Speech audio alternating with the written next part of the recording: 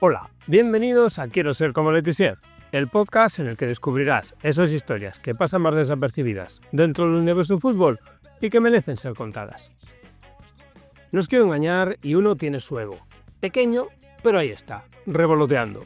Y la verdad es que uno siente una enorme satisfacción cuando lee los comentarios que me hacéis llegar, sobre todo a través de iVoox.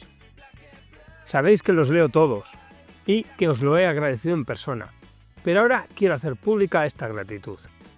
Millones de gracias por estar ahí y hacerme saber que lo que hago os gusta, y también por vuestras ideas para próximos episodios.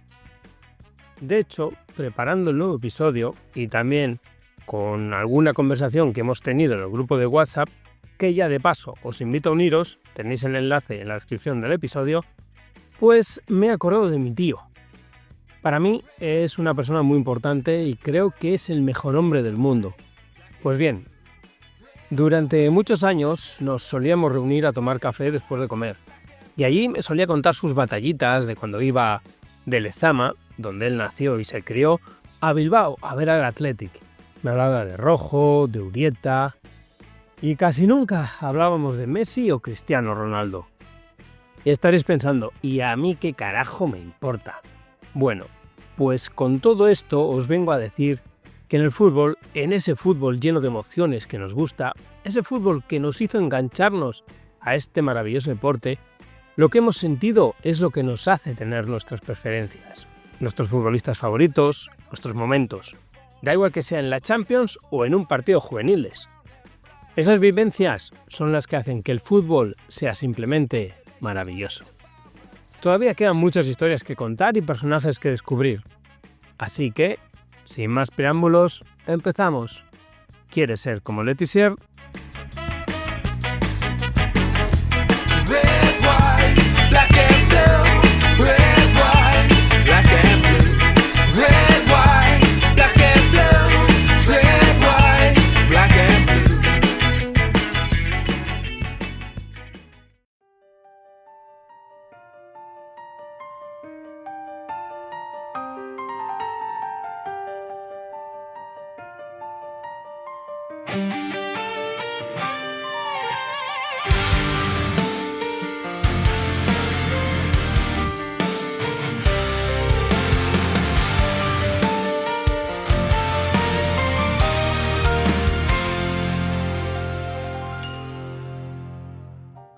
Hoy vamos a viajar en el tiempo, exactamente 55 años atrás, a un evento que cambió para siempre la forma en que vemos y experimentamos el fútbol.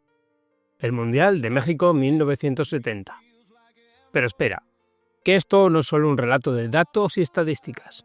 Hoy te voy a contar la historia de magos del balón, de paradas imposibles, goles que nunca se olvidarán y que nunca se marcaron, y sí, también te hablaré de una guerra en la que el fútbol tuvo mucho que decir, porque México 1970 fue mucho más que una Copa del Mundo. Antes de nada, os adelanto lo que vamos a vivir juntos en los próximos minutos. Vamos a conocer a Brasil, la selección que muchos consideran la más brillante de toda la historia del fútbol. Vamos a presenciar la parada del siglo, donde un portero inglés de nombre Gordon Banks hizo algo que parecía físicamente imposible. Vamos a revivir el partido del siglo, una semifinal tan emocionante que tuvo 5 goles en solo 30 minutos de tiempo extra. Y claro, vamos a hablar de Pelé, el rey del fútbol, en el que sería su último mundial. Pero también, ¿sabías que Argentina, una potencia mundial, no se clasificó?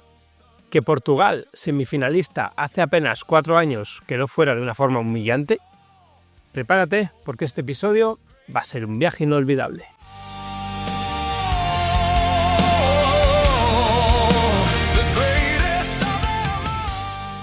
Vamos a empezar este relato conociendo el contexto histórico. Recuéstate e imagina esto. Bueno, si vas conduciendo no te recuestes y presta atención. 8 de octubre de 1964. México acaba de ganar la candidatura para ser la primera nación centroamericana en albergar un mundial. En el Congreso de la FIFA, celebrado en Tokio, derrotaron a Argentina, votación mediante 56 votos contra 32. El México de los años 60 no era exactamente lo que imaginabas. Era un país en plena modernización, con una población joven y apasionada. Y la FIFA dijo, bien, vamos a meter la Copa del Mundo en color en la televisión por primera vez en la historia, allí, en México. ¿Te imaginas? Mientras en toda la historia anterior de mundiales el mundo veía un balón marrón en blanco y negro, ahora todos podían verlo en su verdadera forma. Ese hermoso balón blanco y negro que Adidas diseñó especialmente para la ocasión. Se llamaba Telstar, y sí, como el satélite de comunicaciones. Fue la primera vez que Adidas patrocinaba un mundial, y crearon el primer balón oficial especialmente diseñado para la competición. Antes, hasta ese mundial, cada país llevaba sus propios balones. Pero aquí viene lo insólito. Era la primera Copa del Mundo con tarjetas amarillas y rojas. ¿Te imaginas toda la historia previa sin ninguna forma de amonestar a los jugadores de manera oficial? Pues ahora sí había consecuencias. Aunque aquí viene lo chistoso. En todo el torneo, en los 32 partidos que se jugaron, no hubo ni un solo jugador expulsado. La tarjeta roja tuvo que esperar 4 años más hasta el Mundial de Alemania en 1974 para aparecer por primera vez. La vio el futbolista chileno Carlos Castelli. El árbitro turco Doğan Babacan lo expulsó por una entrada sobre el alemán Berti Vogts, quien, ironías de la vida, lo había estado marcando muy de cerca. Sin embargo, la primera cartulina amarilla no se hizo de rogar demasiado. El primer futbolista en la historia de los mundiales en verla fue el soviético Kaki Asatiani, que la vio en el México Unión Soviética que sirvió para inaugurar el mundial. También fue el primer mundial con sustituciones permitidas. Antes, si tu delantero se lesionaba, jugabas con 10 hombres y punto. Ahora podías hacer cambios. Y hay otro detalle que probablemente no conocías. Fue el último mundial con la Copa Jules Rimet en juego. ¿Por qué es tan importante? Porque Brasil la ganó 3 veces en 1958, 1962 y ahora en 1970. Y según el reglamento de la FIFA, la Confederación Brasileña podía quedarse con el trofeo de forma permanente. Así que después de México 1970 se creó una nueva copa. Si bien el trofeo otorgado al campeón del mundo ya podía ser comparado en cuanto a grandiosidad con el Santo Cáliz del que bebió Jesús en la última cena, desde 1983 comparten otra coincidencia. Como acabamos de saber, en 1970 la Copa Jules Rimet se la quedó Brasil en propiedad al conseguir 3 trofeos. Pues bien, estuvo expuesta en una vitrina en la Confederación Brasileña de Fútbol en Río de Janeiro hasta 1983, momento en el que fue robada. Desapareció. Pese a tener un cristal antibalas, había una parte de madera que fue la que forzaron los ladrones. Desde entonces, es el santo grial del fútbol. La teoría más extendida sobre el paradero de la copa es que los ladrones la fundieron para quedarse con el oro y la plata y de esta forma embolsarse más fácilmente su valor. La policía detuvo a 4 argentinos como autores materiales del hurto. Estos hombres reconocieron el robo y el fundido de la copa.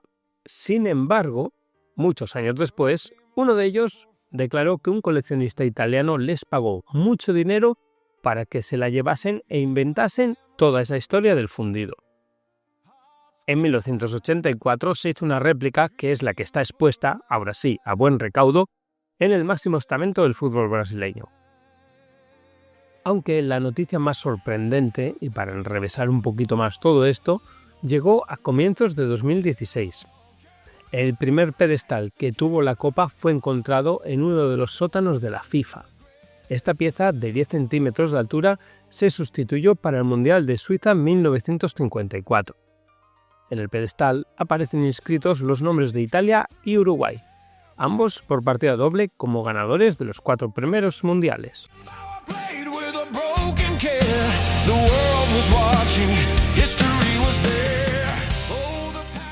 Ahora bien, ¿Quiénes disputaron la fase final de este histórico torneo?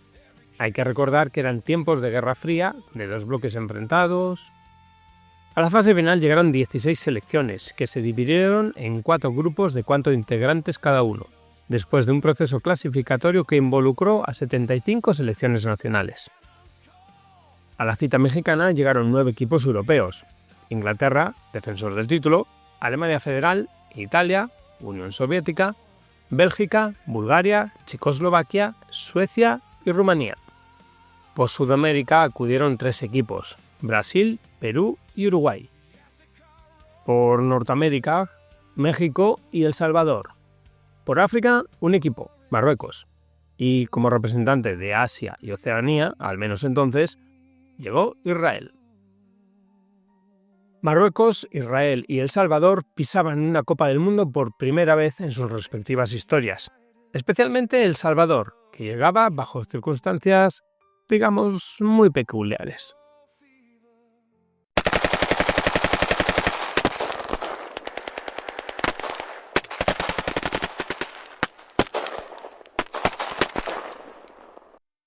Hablemos de esto porque es absolutamente fascinante y perturbador al mismo tiempo. En 1969, Honduras y El Salvador disputaban 2 cruces por la clasificatoria. Parece un partido de fútbol. ¿No? Pues no. Bajo ese terreno había problemas que hervían desde años atrás. El Salvador era un país, sigue siendo, densamente poblado pero pequeño en territorio.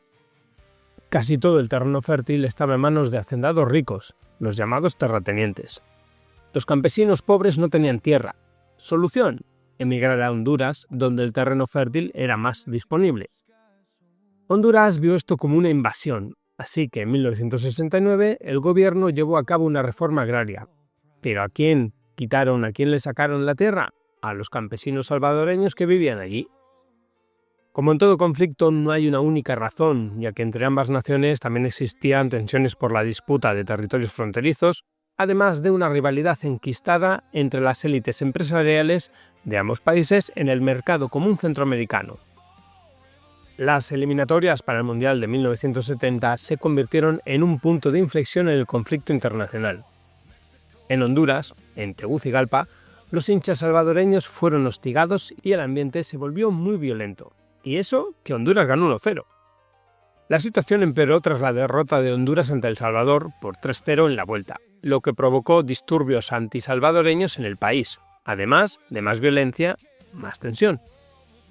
El 26 de junio de 1969, un día antes del partido de desempate, El Salvador rompió relaciones diplomáticas con Honduras, alegando que el gobierno hondureño no había protegido a los ciudadanos salvadoreños.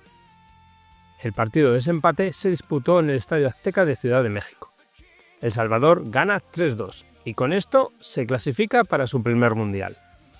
Pero ojo, porque el conflicto no terminó con la eliminatoria. La guerra no había hecho más que comenzar. Se estima que entre 60.000 y 130.000 jornaleros salvadoreños fueron expulsados de Honduras. Se desató una persecución a lo largo y ancho del país, con testimonios de violaciones y asesinatos. Y todo llegó a un punto de quiebre, de ruptura, el 14 de julio del 69, apenas una semana después del partido de desempate, cuando se desató una guerra que duró 4 días y dejó más de 6.000 muertos. El conflicto apenas duró 4 días, pero dejó una profunda huella más allá de las lamentables pérdidas humanas, la mayoría de ellas civiles. Las relaciones diplomáticas entre ambos países permanecieron congeladas durante más de una década. Y además la guerra afectó gravemente al comercio y la economía regional y puso en evidencia las debilidades del mercado común centroamericano, frenando la integración económica de la región. El fútbol no causó la guerra, pero la aceleró. Sacó a la luz todos estos problemas que estaban debajo de la piel, ahí, gestándose. El Salvador, a pesar de este conflicto, fue a México 70 a jugar su primer mundial. Imagínate la presión psicológica, imagínate jugar una Copa del Mundo mientras tu país está en guerra, mientras civiles están muriendo.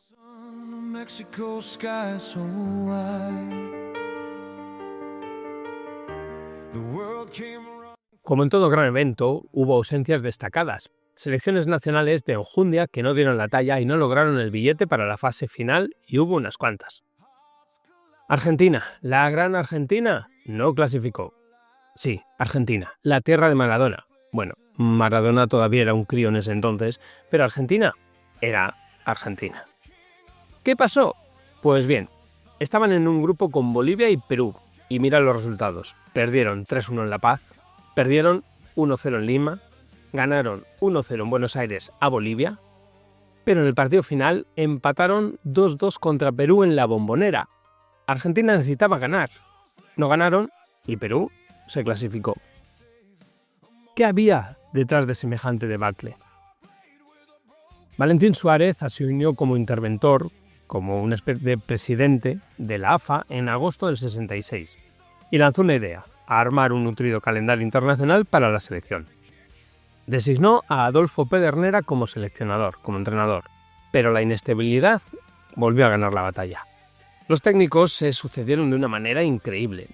Pedernera quedó fuera antes de debutar, reemplazado por Jim López en octubre del 66. Después de perder la final del Sudamericano del 67 ante Uruguay, tomó las riendas Carmelo Faraone. Y en 1968 le tocó el turno a Pepe Minella, quien renunció tras la salida de Valentín Suárez de la federación. Armando Ramos Ruiz queda como interventor y elige como entrenador a Humberto Maschio, quien no tenía ninguna experiencia como entrenador, al punto que ni siquiera había dirigido en un club.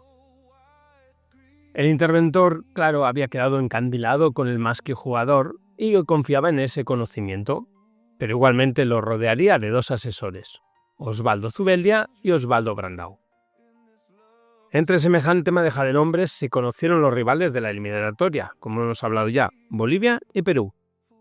Por eso, el 3 de febrero de 1969, 5 meses antes del partido ante los de Altiplano, un grupo de futbolistas fue llevado a La Paz con el objeto de aliviar sus reacciones en la altura y determinar qué equipo jugaría con Bolivia el 27 de julio y qué grupo de jugadores lo haría ante Perú en Lima el 3 de agosto.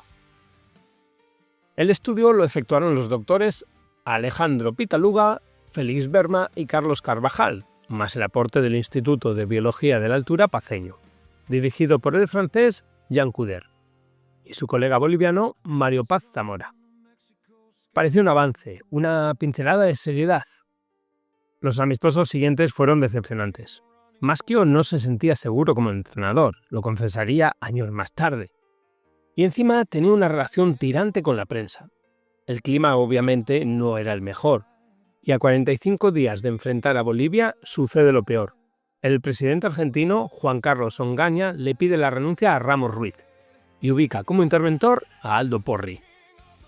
Porri designa como técnico a Adolfo Pedernera, sí, el mismo que no había alcanzado a asumir 3 años antes, y también se produce el cambio de cuerpo médico. Para muchos, ese fue el error que se pagó más caro. La cuestión médica quedó en manos del doctor Raúl Lloyosa, quien, de cara al debut en La Paz, pensó aplicar el criterio que tan buen resultado le había dado con su club, Boca Juniors, en ocasión de un partido de Copa Libertadores. Llegando sobre la hora del partido, los ceneices habían superado 3-2 a Bolívar. Según él, cuanto menos tiempo, mejor, o eso al menos parecía ser la receta. Pero a la hora de la verdad no se usó ni el plan A, los estudios primeros de Pitaluga y compañía, ni el plan B, la experiencia de Boca, sino un inesperado plan C.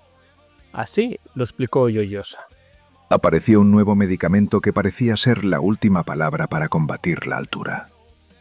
El laboratorio que lo lanzó aseguraba que las inyecciones lograban una paulatina aclimatación.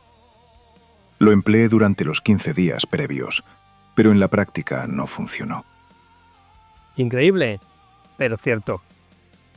Pese al hermoso gol de chilena del Conejo Tarabini, los bolivianos ganaron 3-1, con tantos de Juan Díaz, Lacut y Raúl Álvarez.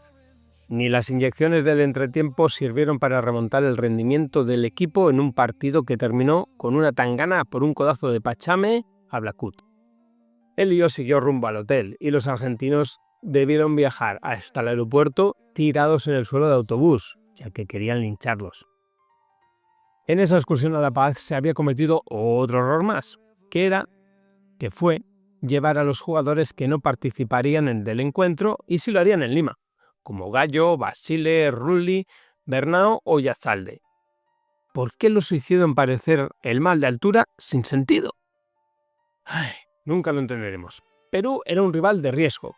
Con Didi como entrenador se había preparado a conciencia durante 9 meses y contaba con futbolistas de jerarquía. Cubillas, Chumpitas, Mifín, Challe, el Cachito Ramírez. La diferencia se notó en la cancha. Ganaron 1-0 con gol de León y dejaron a Argentina en terapia intensiva. Si quería ir a México 70, Argentina debía ganar sus 2 partidos en la Bombonera y rezar para que Bolivia superara a Perú en La Paz. De ese modo se produciría un triple empate con 4 puntos, obligando a una serie de desempate en tierra neutral que estaba designada, que sería Paraguay. Los rezos de los argentinos fueron escuchados. Bolivia perdió con Perú por 2-1. En la Bombonera, jugando un fútbol raquítico, Argentina superó a Bolivia gracias a un penalti dudoso de Ayazalde, un empujón apenas imperceptible que Albrecht tradujo en gol. Con Argentina desesperada, el toque lujoso de Perú marcó el ritmo en la Bombonera. A espaldas de Gallo, la velocidad del Cachito Ramírez fue decisiva. Por allí, justamente por allí, vino el primer gol, a los 63. Una picardía del toscano Rendo, incluido tardíamente en el segundo tiempo, facilitó el empate. Me enredé a propósito en las piernas de la Torre y el árbitro cobró penal, contó luego. Albrecht marcó e hizo renacer la esperanza, pero otra diagonal devastadora de Ramírez, en el 81, terminó en la red. Con el 1-2 y el reloj en contra, Argentina puso el poco corazón que le quedaba, y Rendo convirtió un golazo que sirvió de poco, pero cuya factura fue memorable, ya que dejó a 3 rivales en el camino. En el tiempo adicional, Brindisi le comete una clara falta al arquero y marca, pero el árbitro, Ormazábal, lo anuló correctamente. Un desconsuelo denso, profundo, invade a la Bombonera con el final del partido. Todavía aturdido por el fracaso, Rendo regresó a casa caminando. No se cruzó con nadie. A los hinchas se los había tragado la tierra. La Argentina futbolera había tocado fondo. Esta vez ni siquiera tendría la chance de fracasar en la Copa del Mundo. Debería mirarlo por televisión. Fue la última vez hasta la fecha en que estamos grabando este podcast en que el albiceleste se quedó fuera de la fase final de una Copa del Mundo.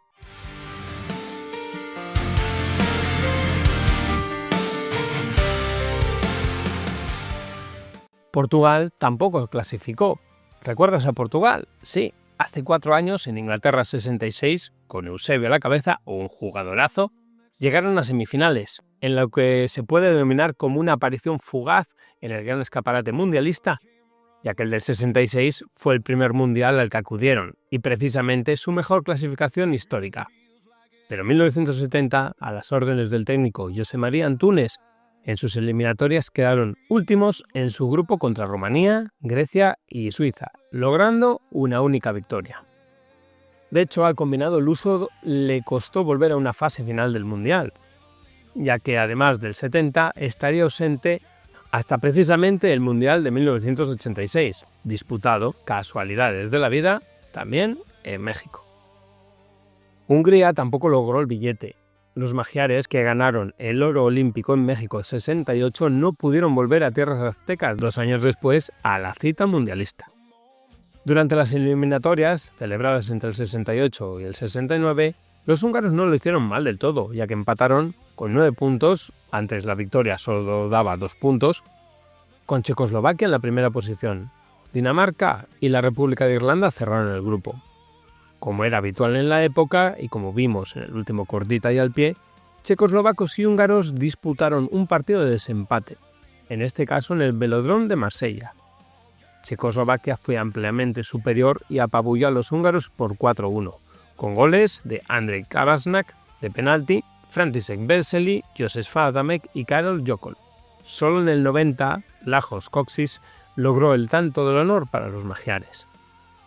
Y luego estaba Francia, que continuaba su declive tras el flojo Mundial de 66. Los galos no pudieron superar a Suecia en su grupo. España, tercera en el grupo de Bélgica, también por detrás de Yugoslavia, o Países Bajos, por detrás de Bulgaria y Polonia, todas potencias hoy en día que simplemente no llegaron. Esto demuestra algo crucial. Los favoritos no siempre ganan. El fútbol es hermoso precisamente porque es impredecible, porque un equipo puede estar en la cima un día y ser eliminado al día siguiente.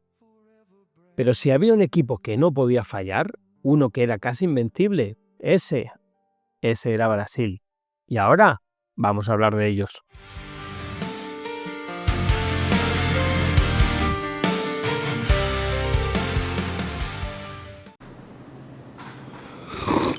Tío, me acabo de gastar 1,99 euros en este café, que está malísimo. €1,99. Con eso podrías haberte suscrito a Quiero ser como Letizier. ¿A un podcast? ¿Por el precio de un café? Exacto. 2 episodios exclusivos al mes. Historias del fútbol que no salen en los telediarios. Cracks olvidados, goles imposibles y anécdotas que solo los verdaderos futboleros entienden.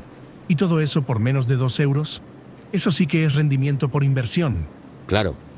Mientras tú te tomas un café, yo estoy viajando al fútbol de los 90. Vale, me has convencido. La próxima vez me salto el café y me suscribo. Por solo 1,99 euros al mes. Suscríbete a Quiero ser como Letizier en iVoox. 2 episodios exclusivos cada mes. Historias del fútbol de verdad, para los que viven el balón con el corazón. Estamos en 1970. Brasil, bajo la dirección del técnico Mário Zagallo, es la máxima favorita para llegarse el título que ya había ganado antes, en 1958 y 1962. Y ahora tenía un equipo que muchos consideran el más bello jamás reunido. ¿Y cómo le ha conocido el equipo? Los 5 dieces. ¿Por qué? Pues tampoco se rompieron mucho la cabeza para encontrar el nombre. Porque tenían 5 jugadores que eran el número 10 en sus respectivos clubes. Piénsalo por un momento. 5 líderes técnicos, 5 grandísimas figuras en el mismo equipo. El Real Madrid no inventó a los galácticos. Estos se juntaron 40 años en aquella Brasil. Pelé, el número 10 del Santos, o Rey. Gerson, el número 10 de Sao Paulo, lo llamaban la zurda de oro. Rivellino, el 10 del Corinthians, llevaba una zurda poderosa que pasó a la historia como la patada atómica. Jairzinho, el 10 de Botafogo, un extremo velocísimo.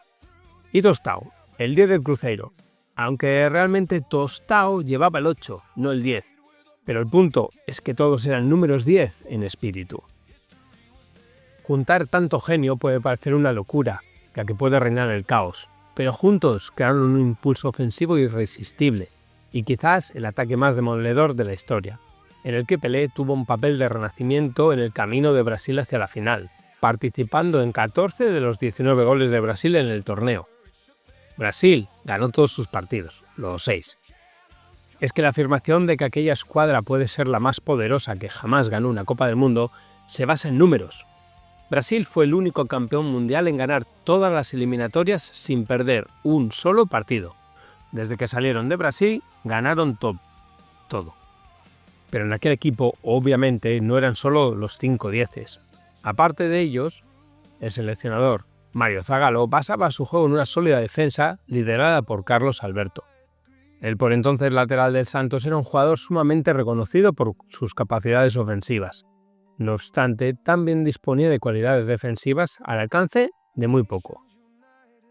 Clodoaldo era el ancla del equipo, el jugador que le daba estabilidad al esquema de los brasileños. Gracias al trabajo defensivo de este, las 5 estrellas podrían brillar con luz propia a la hora de atacar. Como mediocentro creador jugaba Gerson, un filtrador de pases excepcional, que acabaría por ser clave en la victoria de la Canariña. Roberto Rivellino era el mediocampista más adelantado, tanto que acababa cayendo a la banda izquierda para formar casi un 4-4-2, con Jairzinho en el otro carril. Finalmente, Tostão y Pelé arriba. La dupla letal del país sudamericano hizo estragos en las defensas rivales. O'Reilly completó una actuación magnífica. Tuvo un rol más asociativo de lo habitual, pero esto no le impidió lograr cifras muy buenas en todos los registros ofensivos. Y aunque probablemente no ha sido el guardameta más importante en la historia de la verde amarela, Félix era el arquero de aquel equipo. Pero no todo iba a ser un camino de rosas hacia el título.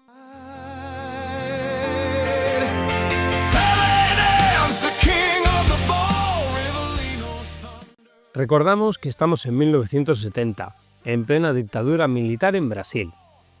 El entrenador original era João Saldanha, un tipo peculiar al que llamaban João sin miedo, porque se enfrentaba a la dictadura y era un reconocido comunista.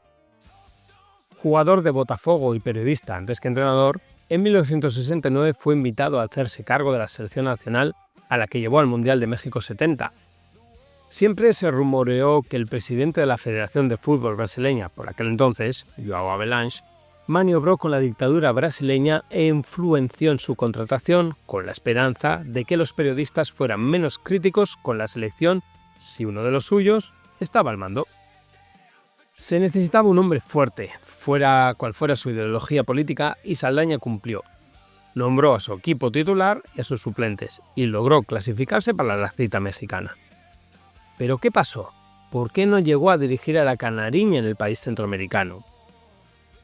Al parecer, el dictador Emilio Garrastazu Medici sugirió que convocaran a algún jugador llamado Darío. Saldanha dijo que no, y cuando le preguntaron por qué rechazaba la sugerencia presidencial, Saldanha soltó una frase que pasó a la historia. Bien, yo también tengo algunas sugerencias que dar para los ministerios del presidente. Esta respuesta, como podéis imaginar, no gustó nada al régimen, y a pocos meses del Mundial, Saldanha fue despedido. Dino Sani, de la selección campeona del 58, rechazó el puesto. Otto Gloria, que había entrenado a Portugal en el 66, sonó con fuerza, pero el puesto acabó siendo para Mário Zagallo, que entonces tenía solamente 38 años y que había ocupado la banda izquierda de los equipos brasileños campeones del 58 y del 62. La elección, obviamente, no pudo ser más acertada. Zagallo llegó a Brasil al éxito. ¿Y Pelé? Pelé no venía en buena forma. Estaba cansado de las giras mundiales, había sido muy castigado en el mundial anterior, el del 66, con muchas faltas que encima no le pitaban. Pero Zagallo vio algo, vio la magia que todavía palpitaba en el Rey, y le aseguró un puesto en el 11 y en la historia. Brasil llegó a México y fue poesía en movimiento. Eran técnicos, veloces, precisos, hermosos. Ganaban 4-1, 3-2, siempre por goleada, siempre dominando. Y dentro de todo este equipo brillante había un hombre que haría algo que probablemente nunca vuelva a ocurrir en un mundial.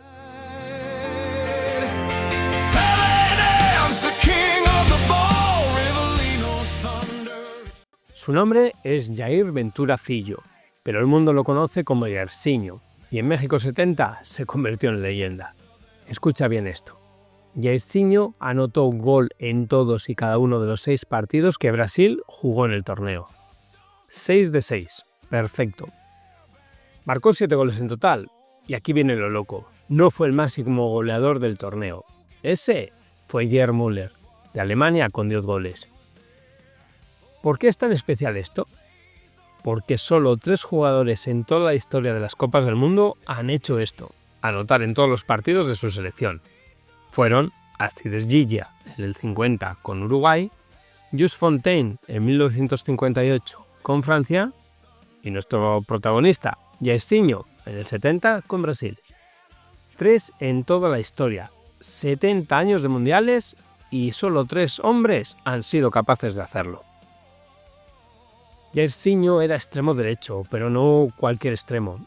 Era como si alguien hubiera tomado a Garrincha, el fenomenal Garrincha que jugó en el 58 y en el 62, y lo hubiera mejorado. Velocidad, técnica, olfato goleador. Su apodo, el Huracán. Y eso que al principio Zagallo no estaba seguro de incluirlo como titular.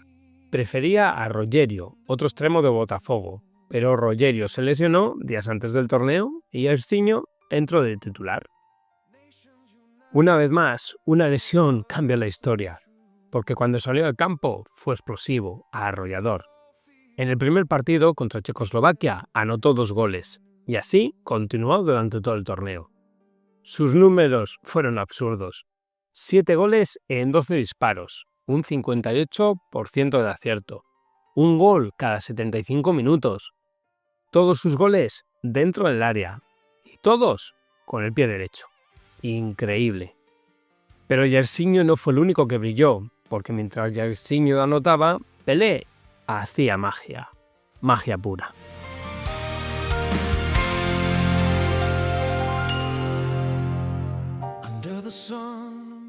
Edson Arantes do Nascimento, Pelé, el rey. Poco puedo decir yo que no se ha dicho ya de este fantástico futbolista. Muy a mi pesar, jamás lo vi jugar en vivo, pero los vídeos y las crónicas no dejan lugar a dudas. Aquí estamos, en 1970, Brasil y Pelé, que ya fue campeón en el 58 a los 17 años, que ganó de nuevo en el 62. Ahora, a los 29 años, estaba jugando lo que sería su último mundial. ¿Sabías eso? Ese iba a ser el último. En 1974 no participaría. Nunca volvería a una Copa del Mundo. Así que México 70 fue su despedida de este escenario. Pero qué despedida. Mira, Pelé anotó varios goles. 3 en el torneo, que no parece mucho comparado con Jairzinho o Müller. Pero los números no cuentan la historia completa, porque lo que Pelé hizo fue casi mágico. Hay 3 momentos de Pelé en México 70 que pasaron a la historia, y ninguno resultó un gol. Piénsalo, lo más recordado de Pelé en este torneo son los goles que no marcó. El primero fue contra Checoslovaquia. Pelé estaba a casi 40 metros del arco. Vio al portero Víctor adelantado y decidió, simplemente, intentarlo. Chutó por sorpresa desde 5 metros detrás de la línea de mediocampo, dentro del círculo central. La bola salió disparada hacia el arco, volaba a toda velocidad.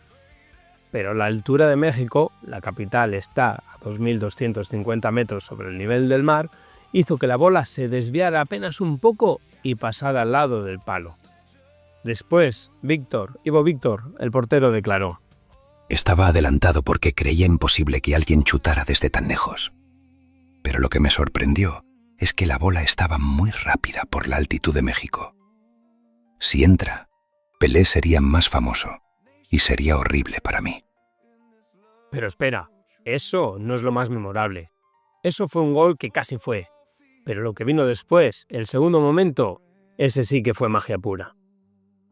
En la semifinal contra Uruguay, con Brasil ya ganando 3-1, Tostão le manda un pase en profundidad a Pelé. Llega primero que el portero, Mazurkiewicz, que se había adelantado. ¿Y qué hace Pelé? No patea, no toca el balón, lo deja pasar, lo deja correr. Y él, con su cuerpo, con un amague tan elegante, tan hermoso, deja casi en ridículo al portero uruguayo. Mazurkiewicz cae. Pelé está solo frente al arco, aunque un poco escorado a la derecha. Dispara cruzado. Llega el zaguero Atilo Encheta, corriendo desesperado para tapar la portería. Pero no lo necesita, porque Pelé erró el disparo. La bola se fue desviada. Recupera la pelota Jairzinho. Tostão para Pelé. Pelé que hace una finta con el cuerpo sin tocar el balón. Puede marcar el cuarto. Se marcha fuera. Demasiado cruzado el tiro de Pelé, que de haber finalizado la jugada hubiera anotado un gol realmente antológico. Ahí lo vemos de nuevo, sin necesidad de tocar el balón. Simplemente con esa finta, con ese engaño, sortea la salida del portero, pero luego no puede definir. Es probablemente el no gol más hermoso de la historia del fútbol. Un periodista, de hecho, lo llamó así, el gol más lindo que Pelé nunca metió. Pero si Pelé tuvo su momento memorable fallando, Gordon Banks tuvo el suyo atajando lo imposible.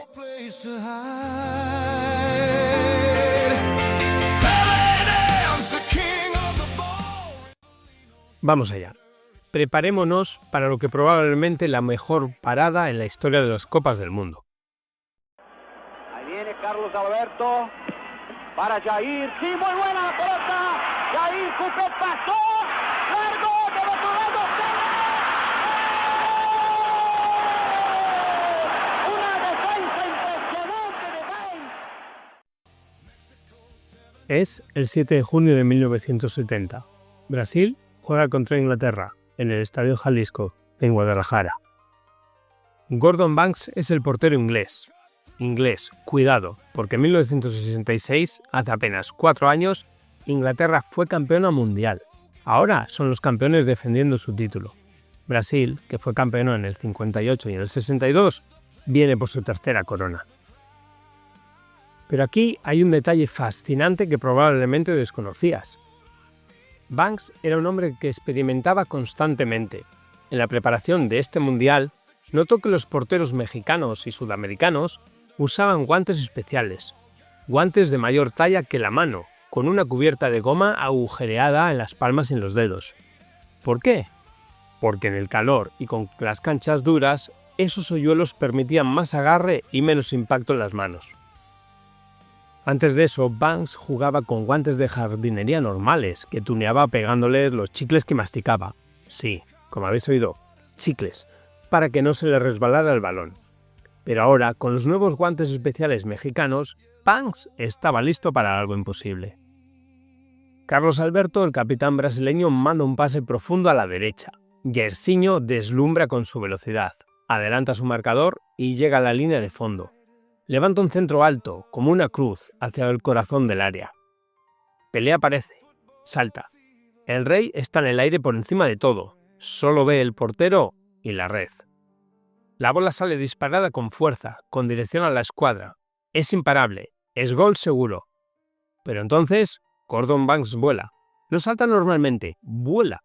Con su mano derecha extendida, alcanza una pelota que parecía estar en la trayectoria exacta hacia la red. La toca, la levanta, la saca. Los 40.000 espectadores en el Estadio Jalisco se quedan mudos. Pelé se lleva las manos a la cabeza con incredulidad. Banks aterriza pesadamente contra la red lateral. Abre los ojos. Ha hecho lo imposible. Después Banks diría: Cuando vi a Jairzinho levantar la pelota, supe que se me venía una cruz.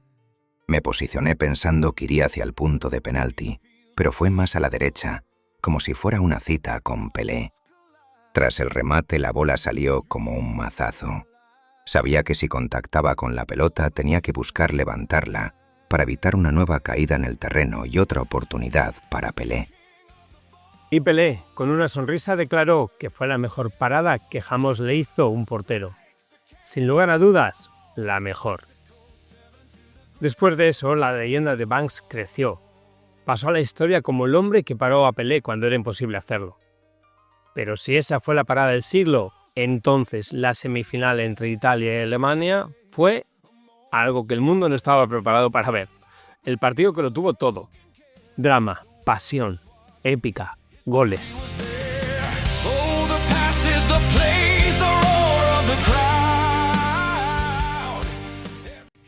Quiero llevarte al 17 de junio de 1970, al Estadio Azteca, en la Ciudad de México. Más de 100.000 espectadores llenaban el estadio. La cancha era perfecta, como un lienzo, y el árbitro peruano, nacionalizado mexicano, estaba listo para dirigir lo que sería considerado por muchos el mejor partido de todo el siglo XX. Italia contra Alemania Federal, una semifinal. El ganador iba a la final, el perdedor se iba a casa. Ahora tienes que entender el contexto. Italia acababa de destruir a México 4-1 en cuartos de final.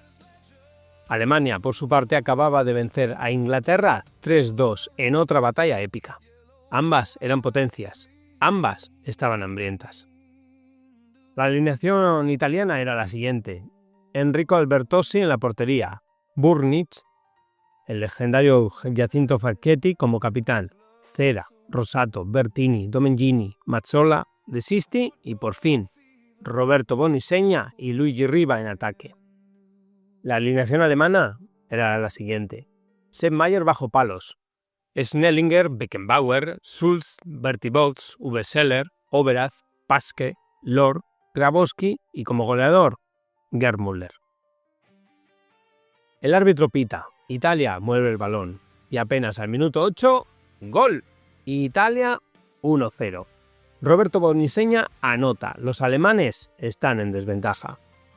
Pero aquí empieza lo que hace especial este partido. Alemania no se rinde, nunca. Los alemanes son máquinas de resistencia, siguen atacando, siguen buscando.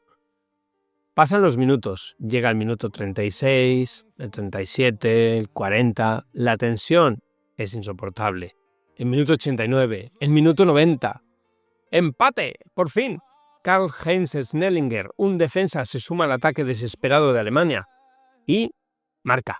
Es su único gol con la selección alemana en toda su carrera y lo marca en la semifinal de un mundial en el último minuto del tiempo reglamentario. 1-1 y nos vamos a la prórroga. Y este es el momento de la magia, de la locura. En las prórrogas, en los tiempos extra, pasan cosas que desafían toda comprensión en el mundo del fútbol. En el minuto 94, Alemania marca, Gerd Müller anota, Alemania 2, Italia 1. Cuando todo parece perdido, Italia responde en el minuto 100. Burnic anota el 2-2. Italia en el 104 marca de nuevo. Riva marca el 3-2 para Italia. Alemania responde una vez más en el minuto 111. Por mediación de Gerd Müller. Estamos 3-3. Y luego, en la primera jugada tras sacar de centro, Italia lo hace. Gianni Rivera marca el gol definitivo. 4-3. Hemos visto 5 goles en 30 minutos de prórroga. Es lo más cercano al fútbol, al arte puro que jamás haya visto. Y aquí viene lo que lo hace aún más especial. En el segundo tiempo, Franz Beckenbauer, el Kaiser, se dislocó el hombro. Estaba jugando lesionado. Así que, ¿qué hizo? Se puso un cabestrillo, ya sabéis, el típico vendaje para mantener el brazo quieto, un vendaje especial, y siguió jugando en la prórroga. Sí, jugó la prórroga de una semifinal de un mundial con el hombro dislocado. Una imagen que creo que todos nosotros tenemos guardada en la retina. Italia ganó 4-3, pero este partido es tan memorable no solo porque Italia ganara, sino porque ambos equipos jugaron un fútbol tan hermoso, tan arriesgado, tan emocionante, que el ganador casi no importaba. De hecho, muchos creen que si Italia hubiera perdido, seguiría siendo un partido legendario. Eso es lo hermoso de México 70. Pero ahora viene el acto final, porque después de todo esto, después de Jairzinho anotando en todos los partidos, después de Pelé haciendo magia, después de Banks parando lo imposible, después del partido del siglo, todavía tenemos que hablar de la final.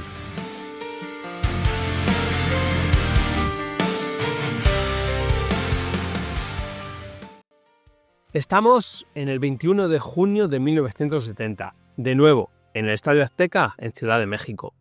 Brasil contra Italia. El mundo entero estaba expectante, atento.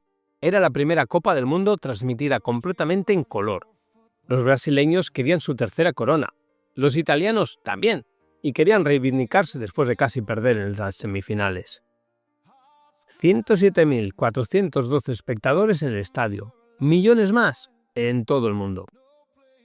Brasil salía como favorita. Había ganado todos sus partidos anotando muchísimos goles, más de 3 de media en cada partido. Pero Italia, incluso después de esa semifinal agotadora, venía con experiencia, con su defensa impenetrable. Y aquí está el dato curioso. La noche anterior a la final, el presidente de Brasil, el dictador Emilio Garrastazu Medici, predijo que Brasil ganaría 4-1. Eso es. ¿Habéis escuchado bien? Predijo el resultado exacto. ¿Coincidencia? ¿Intuición presidencial? Bueno, déjame terminar la historia y tú decides. Italia saltó al césped del Azteca formando con Albertosi en la portería, Burnic, Facchetti, Cera, Rosato, Bertini, Mazzola, De Sisti, Riva, Domenghini y Bonisegna. Y Zagallo formó con Félix bajo palos, Brito, Wilson Piazza, Carlos Alberto, Everaldo, Clodoaldo, Gerson, Tostao, Ribeliño, Jairzinho y Pelé. Al comienzo del partido Brasil está mejor, Italia se defiende y en el minuto 18 Pelé abre la cuenta. 1-0 para Brasil. O'Reilly marca en una final de un mundial. Claro que marca, un soberbio testarazo lleno de elegancia, clase, pero también potencia y colocación. Balón para Ribelino que pone el centro de primera, segundo palo, Pelé de cabeza, gol. Gol, gol, gol, gol, gol, gol, gol, gol, gol, gol, gol, gol, gol. Se adelanta Brasil en la final. Tenía que ser Pelé el que abriera la lata, el que adelantara a la canariña en la final y el que lograra el gol número 100 de Brasil en la Copa del Mundo. Superando a Burnic para batir a Albertosi. Se adelanta Brasil en el minuto 18 de la final con gol de Pelé. Brasil 1, Italia 0. Luego, en el 37, Bonisegna, después de un error garrafal de Clodoaldo, pone las tablas en el marcador. Italia cree, Italia sueña con su tercer título mundial. Moviendo la pelota la canariña, toca de tacón Clodoaldo, error tremendo, se la lleva Boninsegna, intenta llegar Brito, no lo consigue, puede ser gol, no hay portero, le pega Boninsegna, gol, gol, gol, gol, gol, gol, gol, gol, gol, gol, gol, gol, gol. Gol, gol, gol, gol, gol, gol, gol de Italia que empata el partido, que empata la final. En el minuto 37 de la primera parte se confió Clodoaldo con el taconazo. Boninsegna estaba muy cerca de él, le arrebató la pelota y penalizó la frivolidad brasileña con el gol del empate. Al descanso las tablas siguen iluminando el marcador. Hay esperanza para los europeos. A la Brasil de los 5 dieces le cuesta. Brasil lo intenta tras el paso por vestuarios. Inclina el campo a su favor e Italia aguanta. Burnic sufre para parar a Pelé y sus compañeros. Italia tiene sus ocasiones, tiene pólvora. Mazzola y Riva son muy buenos técnicamente, aunque solo con eso no bastará. Minuto 66. Gerson, de potente disparo, pone en ventaja a la canariña. Buscando espacio para el disparo, le cae a Gerson. Gerson que hace el recorte, dispara. Gol, gol, gol, gol, gol, gol, gol, gol, gol, gol, gol, gol, gol, gol, gol. Gol de Gerson para Brasil, zurdazo espectacular para batir a Albertosi. Precioso el gol de Gerson. Después de que Jairzinho no encontrara el espacio, lo consiguió Gerson para sacar un tiro inapelable, cruzado e imposible para Albertosi, a pesar de la estirada del guardameta italiano. A 20 para el final, Brasil lo vuelve a hacer. Gerson con un envío al área milimétrico, buscando a Pelé, la baja de cabeza, Jairzinho entrando, puede ser el tercero gol. Gol, gol, gol, gol, gol, gol, gol, gol, gol, gol, gol, gol, gol, gol, gol, gol, gol. Es el tercero de Brasil que con este 3-1 ya acaricia el tricampeonato. Lo celebra Jairzinho de rodillas sobre el césped del Azteca mientras todos sus compañeros llegan a abrazarle para celebrar un gol que pone muy cerquita del título del tercero a la selección brasileña. Hasta llegar al 86, a la jugada perfecta. Pierde la pelota ante Tostao, bajando a defender para recuperar la posesión para Brasil. Italia jugando ya por orgullo y contra el crono, perdiendo por 3-1. Y con el final del partido cada vez más cerca, los brasileños disfrutando del momento, saboreando la gloria, saboreando cada minuto de esta final, camino de su tercer título de campeones del mundo. Rivellino conecta con Jairzinho. Recibe Pelé, aguanta la pelota, está viendo la llegada de Carlos Alberto por la derecha, el disparo durísimo de Carlos Alberto, gol. Gol, gol, gol, gol, gol, gol, gol, gol, gol, gol, gol, gol, gol, gol, gol de Carlos Alberto para el 4-1, minuto 86 de la final. Es la sentencia brasileña, es el gol que sepulta definitivamente las esperanzas italianas. Brasil va a ser campeón del mundo por tercera vez en la historia, poniéndole el lazo a un mundial extraordinario con una exhibición de fútbol ofensivo.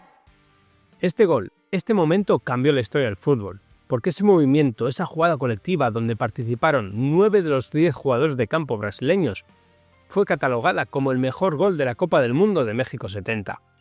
Algunos lo llaman el gol del presidente, porque fue exactamente lo que el presidente había dicho, o predicho más bien. Otros lo llaman el gol perfecto, porque tiene todo lo que debe tener un gol hermoso. Técnica, precisión, trabajo colectivo, velocidad, es el apogeo del fútbol.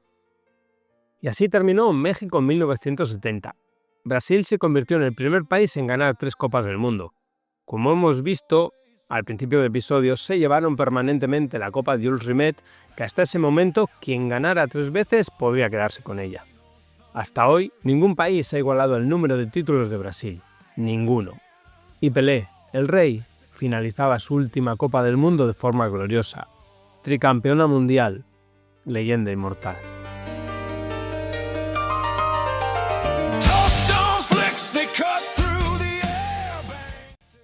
Antes de despedirme, déjame compartirte los números finales de este torneo histórico. Se jugaron 32 partidos, se anotaron 95 goles, un promedio de casi 3 goles por partido. Algo hermoso. A pesar de ser la primera vez, el primer mundial con tarjetas rojas, nadie fue expulsado. El fútbol era más limpio, o quizá más artístico.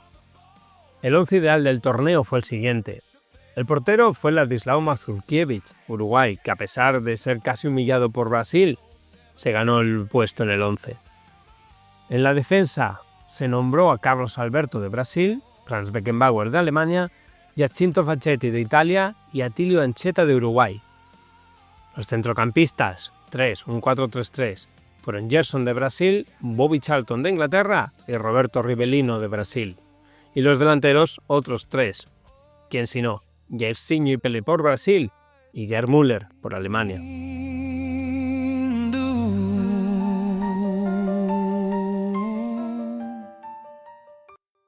Y así llegamos al final de nuestro viaje a México 70. Hemos visto a Brasil jugar el fútbol más hermoso jamás reunido. Hemos presenciado la parada del siglo de Gordon Banks. Hemos revivido el partido del siglo entre Italia y Alemania Federal. Hemos conocido a Jairzinho, el huracán que anotó en todos los partidos. Y hemos visto a Pelé, o Rey, en su última danza mundialista. Hemos aprendido juntos sobre la guerra del fútbol entre Salvador y Honduras. Hemos conocido las grandes ausencias, sobre todo Argentina, además de Portugal y Hungría, Francia, y hemos celebrado a 3 países debutantes, Marruecos, Israel y El Salvador. Pero más allá de los goles, los porteros, los árbitros, las tácticas, México 70 fue especial porque fue un momento en la historia del fútbol donde todo encajó perfectamente. Fue la primera vez que el mundo vio un mundial en color. Fue la primera vez con tarjetas y sin expulsados. Fue la primera vez con sustituciones. Fue la consagración de un equipo que muchos consideran el mejor equipo jamás formado. Y fue el último acto de Pelé en el escenario mundial. Lo hermoso de México 1970 es que no fue solo sobre quién ganó, fue sobre cómo se ganó. Fue sobre el arte, la técnica, la pasión, la emoción. Fue simplemente fútbol en estado puro. Y si tienes la oportunidad, busca los vídeos de México 70. Observa a Brasil jugar. Observa a Pelé tejer su magia. Observa a Banks volar. Observa ese partido del siglo que hemos medio narrado. Porque lo que vivimos en México 70 fue historia viva. Fue el momento donde el deporte rey, el fútbol, alcanzó alturas que posiblemente nunca volverá a alcanzar. Y eso, mis amigos, es la belleza del fútbol, la belleza de México 1970.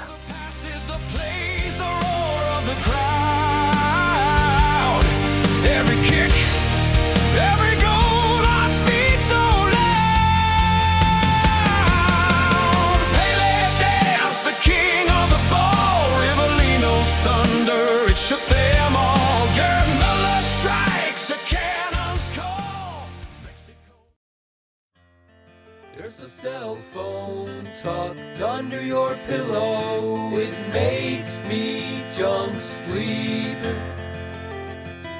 and it doesn't do a thing for growth hormones or dreams. Al son del Weapons de Dark Rocks, despido este episodio dedicado al Mundial de México en 1970. Un mundial diferente a todo lo vivido hasta entonces, y en el que se vio a que probablemente sea el equipo más poderoso de la historia a nivel ofensivo.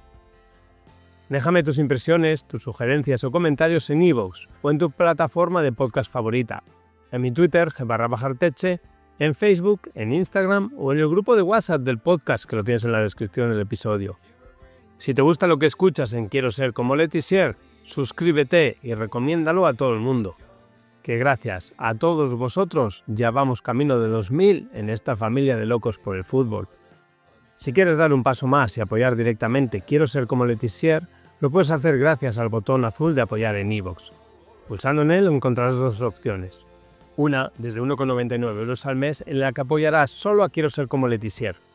Y la otra en la que por 9,99 € al mes te convertirás en iVoox Plus y tendrás acceso a todo el contenido exclusivo para fans de cualquier creador de iVoox. Por último, te recuerdo que todo el contenido de este podcast y alguna cosilla más también lo podéis encontrar en quierosercomoletizia.blogspot.com. ¡Feliz fútbol! Y hasta el próximo capítulo. I'll tell you how I feel. Was that I go